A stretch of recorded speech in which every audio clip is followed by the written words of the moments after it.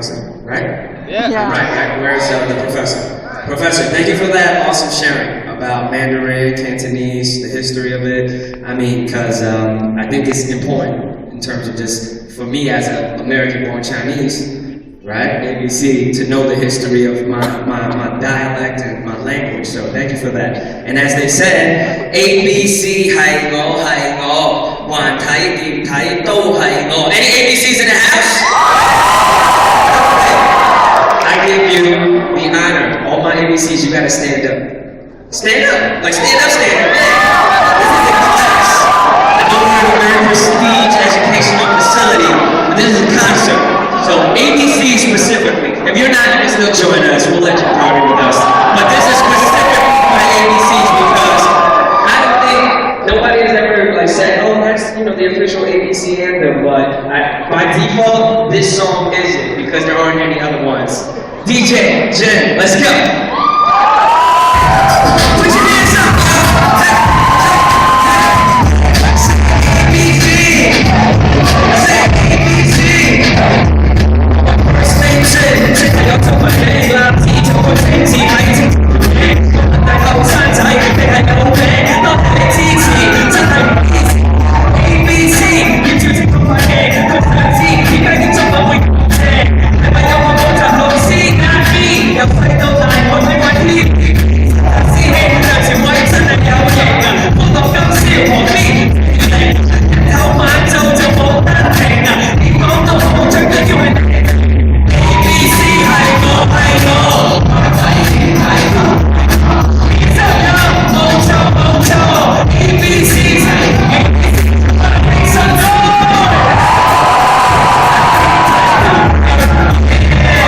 Mojo. ABC,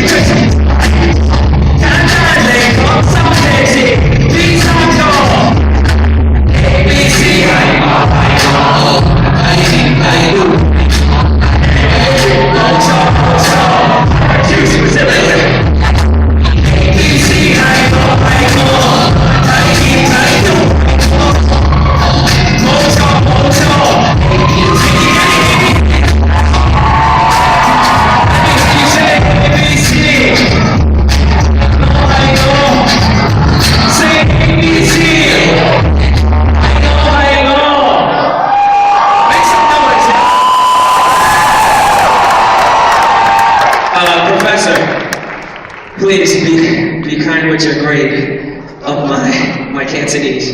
After all, I was born here, born in America, raised in America, and not to like kind of stray away from what's happening right here, because I'm just rapping.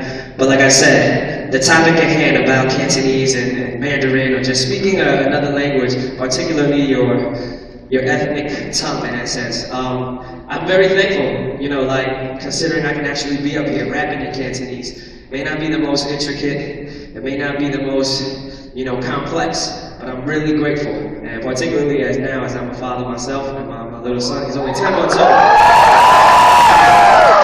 I look at him and I'm like, yes, you better speak Cantonese, but also, and it's crazy because when he wants a bottle, he's like, yo! And I'm like, did you just yo the bottle? And only blame myself. As they say, the Chinese rapper doesn't fall far from the tree. So, I don't know, he might be a rapper, he might be a scholar, and go to Rutgers! It's all in God's hand, but thank you guys for having me. Can I get a mic stand? I know I said I didn't need one because, you know, rappers, they rarely use them, but, yeah, if you can bring me one while I check. You guys having a good time tonight? Yeah! As I don't know if they mentioned it or not, I recently just moved back to the States. I was living in Hong Kong for about three to four, almost 4 years. And I went out there just really not knowing what to expect. Thank you. Make some noise for Mark too, right here. I mean, making everybody sound good and look good is not as easy as we think. So thank you, Mark. So anyways, long story short, only recently have I started spending more time in the States. And it's more for personal reasons, because like I said, me and my wife, we had our firstborn. And, but it's been a really interesting transition outside of just personal life. Did you just whistle when I abutted? I mean, I still have one on. What are you going to do if I win the last one?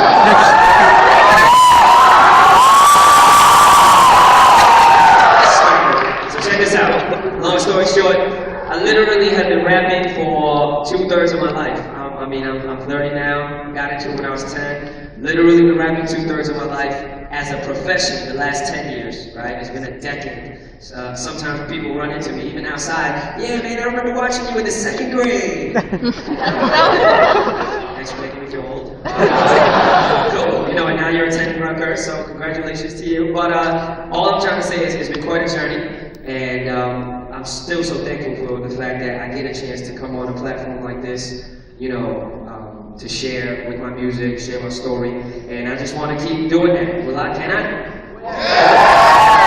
This track right here, interestingly enough, I recorded it, I mean, while I was in Hong Kong, I was doing most of my music in Cantonese, like that ABC song and other songs, but interestingly enough, this piece that I'm about to share, I wrote while I was in Hong Kong. It is in English. I shot a music video for it out there, and this is just how God works. Of all the videos that I've ever shot, I'm talking about when I was on a major label and even up till now, this is the one video that I have the most views on. And I know it's not even that much. I have like 1.8 million, but that's like 1,000 in comparison to like Bieber or that. Like he had like 49 billion in one day or something. Well, my point is, I'm thankful. Forget the fact that it's 1.8 million. If it was 1,000 views, I'd still be thankful because this piece in particular, it speaks a lot about where my head is at and where my heart is at. And this joint is called Angels. And I'm just doing what I feel like I've been put here to do, rap. So, DJ Chen, make some noise for DJ Chen. Can we leave like a little bit, like a speech? Check it out.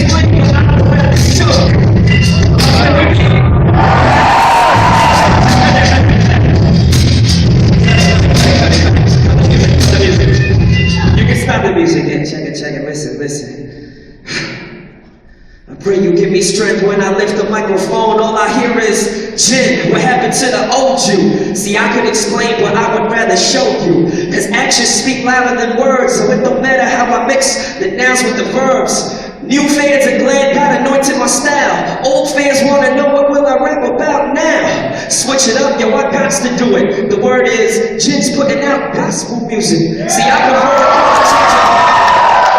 prefer to call it change your life music. All in hopes that one day you might use it. Whatever they choose to label it, so be it. I proceeded, all I know is I so need it. I'm certain that I can't rap forever. Before the curtain call, I gotta get my act together.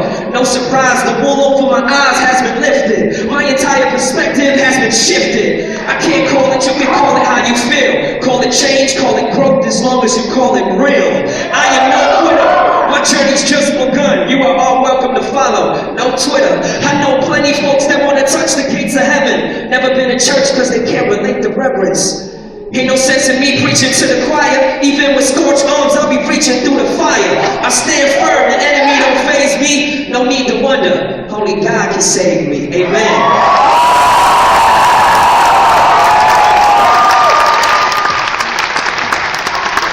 What's interesting is, I think the RCC, they reached out to me specifically when they spoke to my management, and you know, they're called my management, but they're really more like older brothers, sisters, and just people who are helping steward my career, my well-being. They said, okay, interestingly, they actually want you to perform Angels. So I thank you for that, RCC team, and come on out! Because it's not necessarily, I'm gonna put this to the side. I'll come join you, take center stage.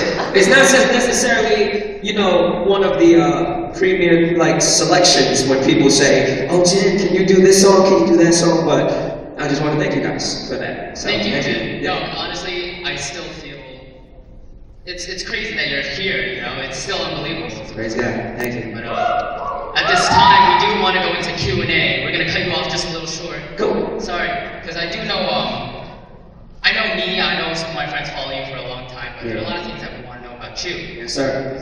So we compiled a list of questions, if you don't mind us asking. Go for it.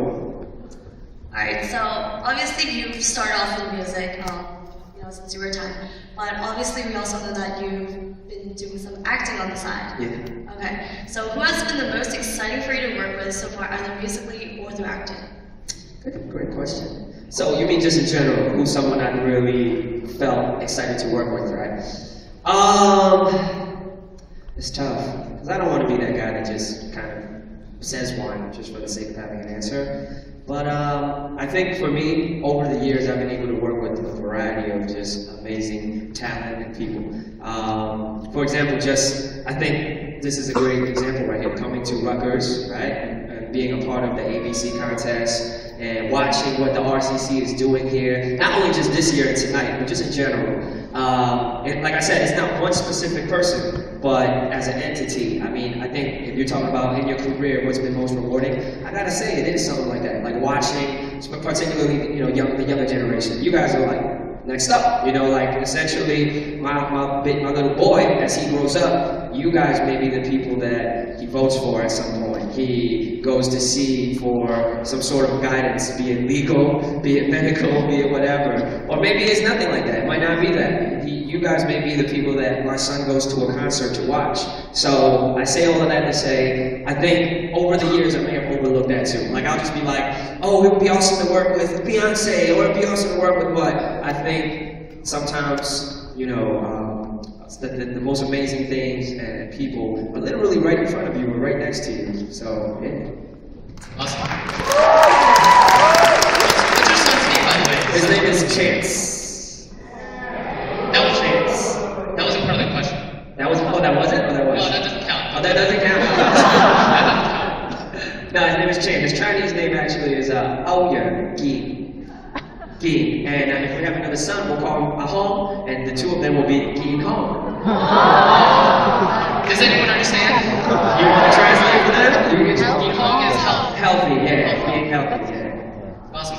Alright, my second question. Yes, sir. How does the change of your music throughout your career reflect the changes in your life? Absolutely. I mean, I think Angels would be a great indication of that. Totally. I mean, I think one thing that I've been a lot like, certain inconsistencies that I may have had, I think one thing that I've been consistent about is that when you listen to a music period of mine, it's very reflective of where I'm at that given point. So, you know, when I was doing the freestyle battling in the early 2000s and even signing a record deal and being on a label, you hear me doing songs about, you know, just being very self-absorbed. I'm the greatest rapper alive, you know, all the girls love me, or I love all the girls. And that was very indicative of where my mind was at that time. So, I mean, once again, I think that's part of why I'm so grateful for where I'm at now, both as, first and foremost, not even as a rapper, but as a young man, you know? Just the fact that I can share with you guys, yeah, you know, I stepped into husbandhood, into fatherhood, and still to be able to come out here and rock, and you guys are still like, yeah, I think that's the most amazing blessing ever, so, yeah. Cool. Next. Was there a certain point in your career when you thought, I made it, or are you still waiting for that moment? That's a good question. That's a very good question. You guys are asking some really good questions. Make some noise for these hosts. I set myself up for this, because early on, they gave me the opportunity. Do you want to kind of overview the questions before later? And I was, you know, I was extra confident. No, I like the surprise, so I don't want to hear them, but you're really stumping me, and that's hard to do. Because I always feel like I've been asked the gamut. I know every question they can ask me. How does it feel to be the first Chinese rapper? And I've answered it so many times that it's almost become rhetoric, right? But that's a great question. Success, and have I made it? I think that, I think for a while I was chasing this particular dream, I want to be a rap star, as simple as that. I think that I was fooled into thinking I knew what it meant to make it. So I always thought like, yeah, what is making it? You get the deal, you get the recognition, as I said, the money, the fame, the respect, the girls, that's making it. But I think the moral of my particular story is, to me, making is when all those things got taken away from me. That might not sound logical to you guys, but what I mean by that is, I truly think it was when those things were kind of stripped from me and this dream started to fizzle out. That's when I really started to assess, what is it that I'm really pursuing? And like I said, to me, I made it now because, not because of, you know, the TVB dramas, you know, doing this, doing that, but because when I leave here, I'm jumping in my car, I'm gonna open my door when I get home, my wife's gonna say, how was the show? My son's gonna be on the little play thing, and then all that, I made it.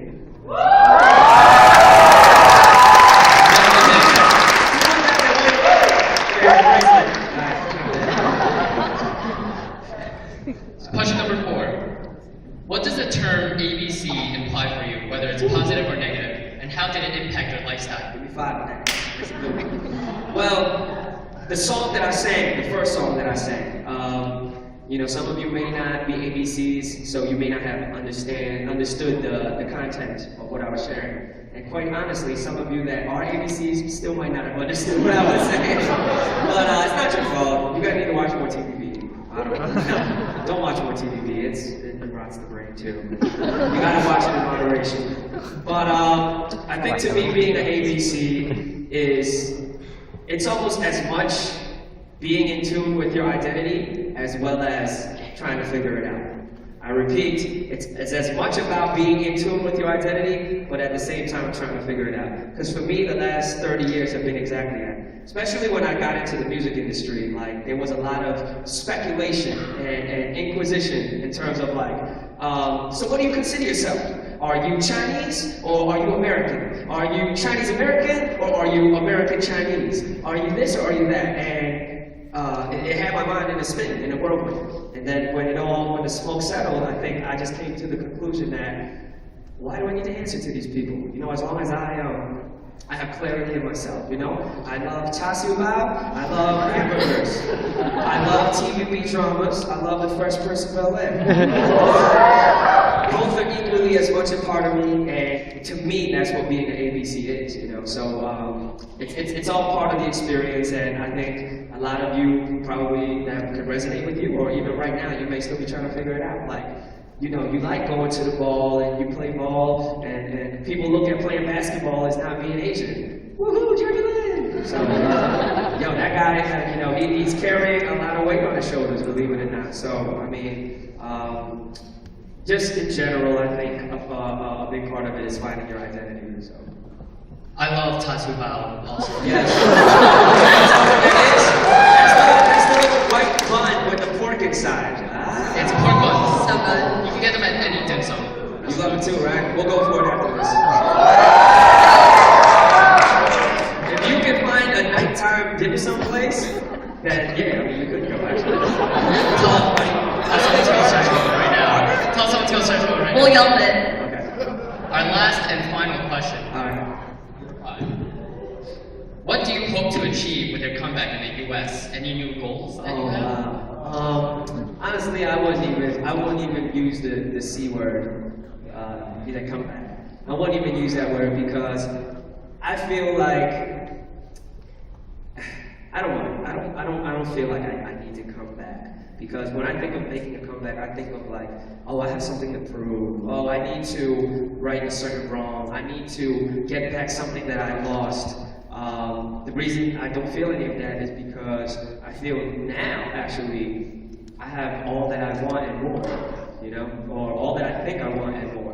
And that is just, bottom line, as simple as this, peace of mind, which $1 billion can't necessarily give you, $1 billion can't necessarily give you. And from what I see on TMZ and all the entertainment reports, actually, as Biggie said it, more money, more problems. Exactly. So peace of mind to me is all I really want, and as it pertains to my career and the whole comeback thing, I'm just thankful that I can be doing what I'm doing. And so as some of you who may have somewhat been into with my career, I have been in Hong Kong the last couple of years, but this year is a very much a transition year, just spending more time in the States and still wanting to do music, still wanting to pursue those various outlets such as acting and stuff like that. So maybe I could start hosting the RCC singing competitions. Please.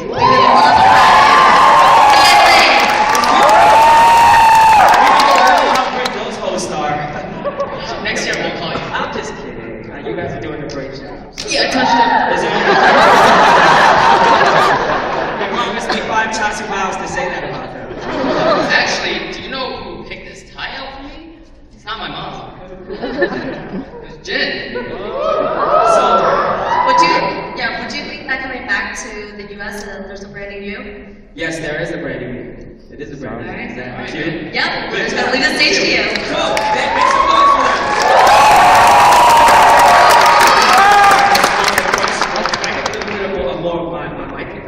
Just a little bit. The music was perfect, by the way. So I just want to know, you guys having fun tonight so far? Great. So you're gonna still sit for a little bit after this. So in the meantime, why don't you all stand up? Everybody just stand up and loosen up. Come on, this is a party. So I'm gonna do this new song once again. The great question of, does your music have to do with where you are at in life? Absolutely. This new song is called Brand New Me, and I want you guys to sing it with me. It's real simple. You too, Professor. On the count of 3, I want everybody to say brand new. 1, 2, 3. Brand new. One more time. Brand new. One more time. Brand new. DJ Jen, let's go. Ruckus. You do it. Hey. In the middle.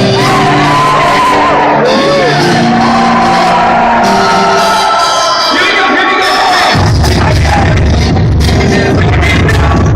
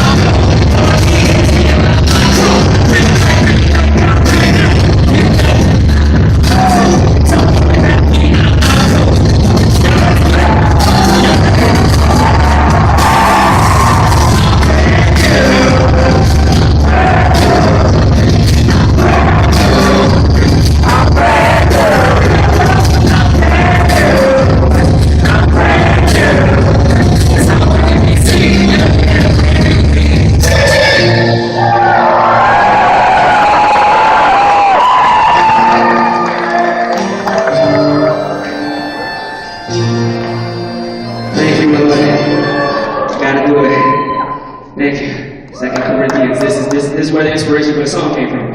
2 Corinthians 5:17. He who is in Christ is a brand new creature. Thank you guys, thank you, Reverend, thank you all.